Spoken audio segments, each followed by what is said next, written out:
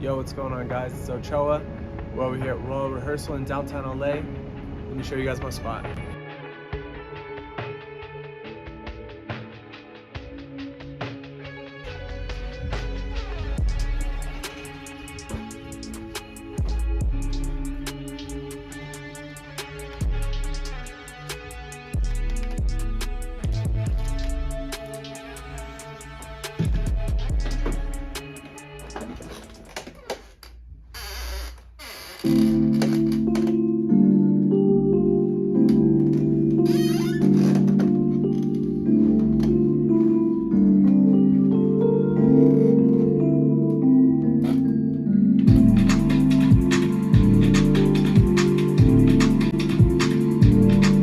What's up, Palm Tree? Just hopping on to do a little quick PALMCAST with my brother Alex Otxoa, LA-based producer. We've been tapped in for a minute, man, haven't we? So it's finally time, I pulled up on you in the studio and we break bread. Ain't it right? Yep, I appreciate you, man. Definitely, you always show love, and yeah, man, I see you doing your thing and pushing it forward. Yes, sir. Most definitely, bro. Your hard work is appreciated. So you grew up here in Southern California. You were telling me when we were walking in, you're from Whittier. Tell me about what it was like growing up for you as a kid. Do you come from a musical family? No, I don't come from a musical family. Really, Whittier, La Habra area, it's just like a place where people live. There's really nothing going on. There's no bar scene. There's nothing. It's just like neighborhoods. But like with that, I grew up a lot watching TV, playing video games, listening to music and stuff, and kind of like what we were talking about before. Everything got started, just with like Tony Hawk, my musical entrance was just very simple like that, just growing up listening to music like in video games and watching music videos, and yeah, eventually that turned into like a thing where it was like I want to do that, watching people play guitar on music videos and the whole band thing, and yeah, it kind of just naturally developed from there. But I don't come from a musical background. In fact, my dad didn't even really want to get, he thinks it's funny, he didn't want to get me the guitar. He didn't think I was gonna stick with it or whatever, but it was randomly the one thing that I actually did stick with. And yeah, I feel you. Well, it sounds like you have a medley of influences, and I'm glad at least despite not coming from a musical family, at least your peoples are supportive of what you've chosen to do. Describe your sound. In your bio, I was checking out some of your influences, and I saw the emo pop punk stuff. I know Fall Out Boy is one, and 303, who you got a chance to open up for early on. But tell me more about some of your musical influences as far as the artists go. I feel like I'm just a huge fan of really pop music. I could say that across the board, pop influences, song structure, just different ways that people use pop elements to hook in audiences, whether it's shoegaze, punk music, hip hop, or rock.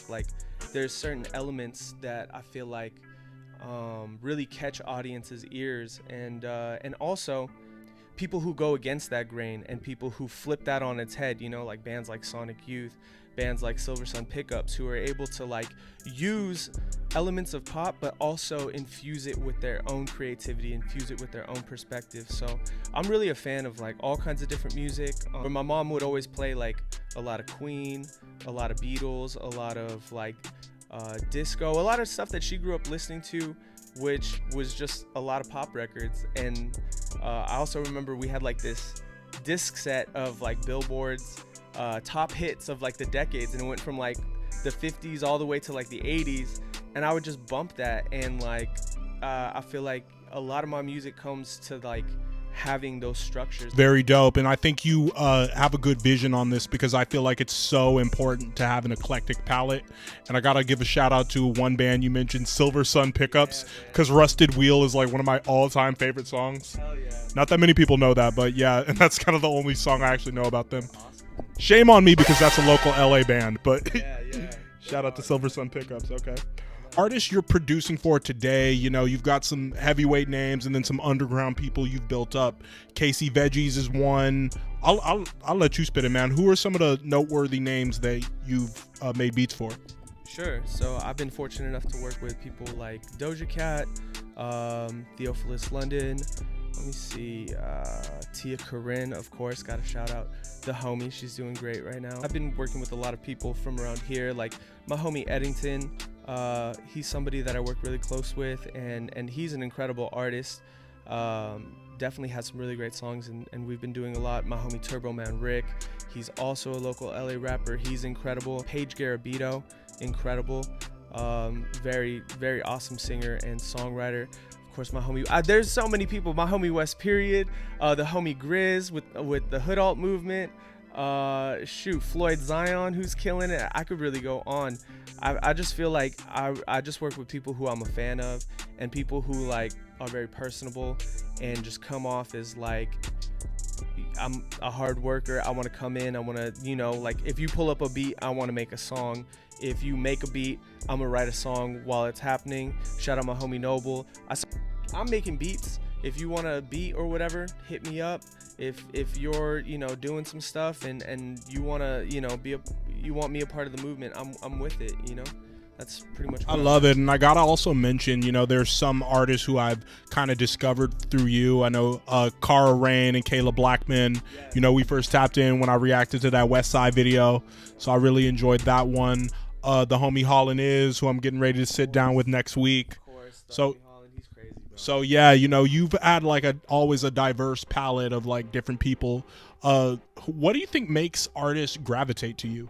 Well, I feel like I just make myself accessible in the sense that like I'm around different shows.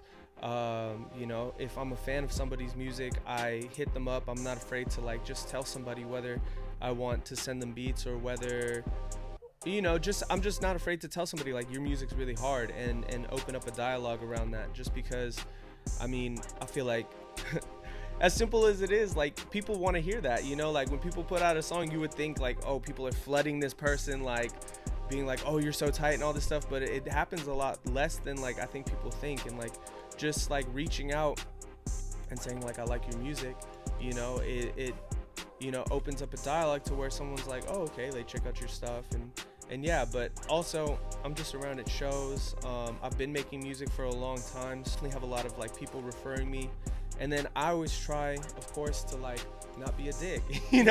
Like just it's amazing how like not being a dick will get you so far. Like being somewhere on time, not always stopping the artist and being like, oh, what if you did, like waiting for them to ask you for your fucking input and stuff, like, and make a sick beat and fucking bring out the vision that the artist has.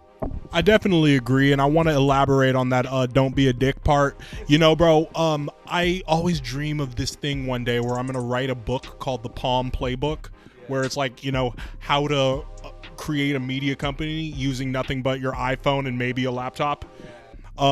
So yeah, I do definitely want to have a section like called "Don't Be a Dick" or like "Don't Be an Asshole," where it's like so important just to be courteous, down to earth, and know to wait your turn, and know always keep in contact with people, and always to keep up a relationship like how you would a friendship, and practice good communication.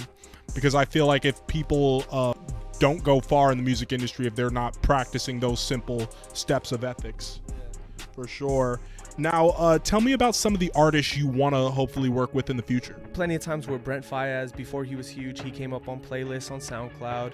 Plenty of times, that's how I met Tia. I heard one of Tia's songs on a playlist, and I just shot her a DM. I was like, your music is fucking incredible. Like, you're so tight. Can I send you some beats? And boom, like, we've been chilling. I've been sending her beats like for like 3 or 4 years. I really fuck with Orion's son. I know she's a lot bigger now, but she was one of those people too where her music was really like bubbling and stuff, and I just knew she was gonna be someone really dope. Toby Lou too. Toby Lou I caught on SoundCloud really early. It's crazy when you just reach out and you tell somebody their music's hard, like you'd be surprised what people reach out and say back. I really go from just listening to like Discover Weeklies and finding new people to like obsessing over people like Arca, people like James Blake, people Yves Tumor right now. Exactly, like dude, I either just listen to stuff that like is like Discover Weekly or stuff I'm just like trying to like aspire towards, like, but I definitely should have a better answer to that question. Nah, you're good. It makes perfect sense, man. I would love to see you do some production for Yves Tumor too, by the way. So Otxoa, tell me what like a typical day is like for you. You know, from when you wake up in the morning to, you know, do you work out? What's for breakfast? And then when you get to making your beats and all that, walk me through. This is an amazing question, dude. So a typical day for me is waking up. Probably too late to say, but let's say before 11. But nonetheless, I wake up. I fucking see what's going on in the world just because I can't wait. You know, hop on Twitter, hop on Reddit, and like see what the news is. We're living in the West Coast, so like East Coast is 3 hours ahead. So I'm just like, let me see what's going on. It's already it's already 2 over there, whatever. And then yeah, I'm fortunate enough to still be with my family, have a great relationship with them. So, dude, like I honestly have a hard time leaving the house just because I love kicking it with my family, my sister, my mom, my dad. Try to get here around 12:31 and then just link up with who I link up with. Cook beats, really. Just make beats. I can never have enough beats. Just constantly making beats, because the shit I made last week, I'm like already not feeling it anymore unless it's like that special one. But besides that, kicking it with my girl. Fucking doing cute stuff around LA and just fucking, yeah. On Wednesdays, I go to Scenario 808, which is super badass. Weekly thing over in downtown with a bunch of producers and different DJs. But besides that, I'm just here making beats, dude. Here making beats, and anybody who wants to pull up and have me record their vocals, I do that too. Yes, sir. So you produce, obviously, you play the guitar. Do you DJ yourself, or are there any other musical talents you possess? I do DJ. Definitely down to DJ. I was DJing Black in Hollywood before the pandemic. R.I.P. Black. That was a great place. But I definitely do DJ. As far as being crazy great on the CDJs, I'm not. But I could definitely, you know, read a crowd. I could definitely respond well to like, okay, it's time to drop this joint, or okay, they weren't feeling that one, let's move on to. But am I like a mix master? Like, am I doing like crazy like transitions? No, I could get the song from one place to the next place, and I can know like, bro, don't play that, play this, you know, like that's pretty much it. Mixing, mastering, producing, engineering, playing the guitar, and then songwriting a little bit. Like I feel like I have a good idea of structure. Being able to feel like where things go, where things are kind of like slowing down, where things could use like a little, you know, spicing up. So I feel pretty confident in. All right, Otxoa, let them know what else is on the horizons for 2023, and then go ahead and plug your social media and where can they stream all your music at. Yes, appreciate you, man. Yeah, got a lot of great songs coming out. One with Rockworthy and my homie Kurt Galaxy. Just had 2 songs come out on the homie Merkage Dave's new Valentine's compilation. Got some new stuff with Paige Garabito coming out, some more stuff with Noble, and most importantly, or not most importantly, but most relevant to me, I have a song coming out on February 22nd called Still Running. It's an instrumental, but it's one that I really feel strongly about, and leading up to like an album with some guest appearances too from other homies that I mentioned. But yeah, I'm just in here making beats, making new music, and I'm trying to pump it out more, get all that shit flooded out to you guys. You can follow me at Otxoa, that's Otxoa, and you can find my like music on SoundCloud, Spotify, all that stuff under the same name, Otxoa. Well, there you have it, man. Otxoa, look out for this guy. Hey, to all my artists watching, you need to tap in with a good brother, get some good beats from, oh, by the way, track 11, your man is so incredibly good. Man, I just got hip on the way here. He's so talented, bro. You 2 dudes have a sound. And I always wrap a fucking interview, then have a million more questions. But is there ever going to be a Otxoa compilation album on the way? Dude, that's a great question. I think about that a lot, and maybe so. I got a few playlists. I feel like the best way if you want to stream my music is I have a playlist on Spotify and on SoundCloud that has all my productions. Every time a new song that I produce comes out, I put it on that playlist.